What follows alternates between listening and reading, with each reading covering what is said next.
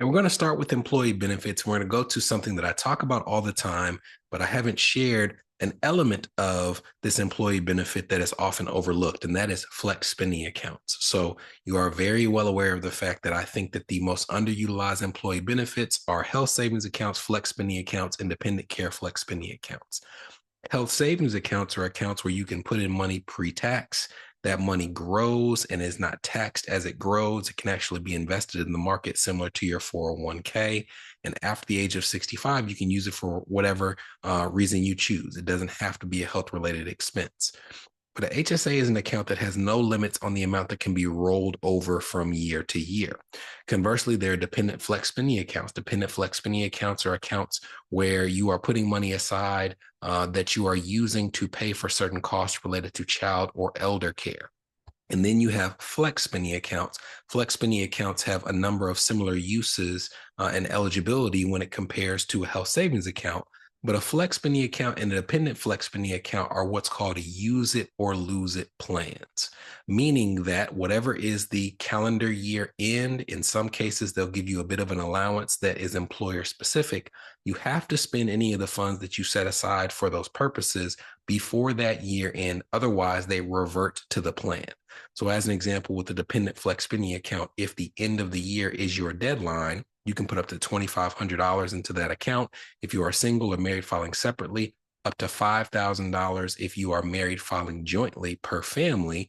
But you have to make sure that you have used all of those eligible funds towards things like getting reimbursed for summer camp, like paying for tuition that is short of kindergarten age, like paying for eligible childcare before that deadline hits, or if there is, say, $1,000 left in the plan, it will literally revert back to the plan and you have lost that $1,000.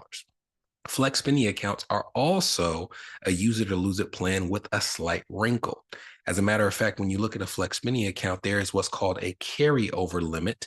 If you're looking on screen, you can see that the carryover limit for 2024 is $640. So that means that it is a use it or lose it plan. As a matter of fact, in 2024, you can put up to $3,200 into this plan, but you don't have to necessarily spend that entire $3,200 before you lose the funds. You can get within that $640 window. And if you don't spend that $640 or less, it will simply roll over to the next plan year. That is something that is typically indexed for inflation. As you can see on screen in 2025, that increases from 640 to 660.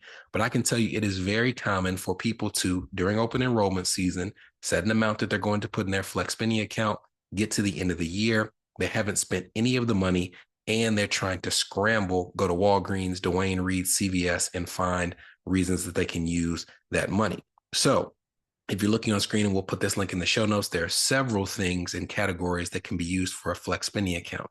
Everything from home health care to over-the-counter medications, baby and child supplies, skin care, eye care. That includes exams for your eyes, contact lenses, prescription eyeglasses, oral care. This can be something that you use at the dentist or something that you even use to pay for expenses that are not covered when it comes to meeting your deductible.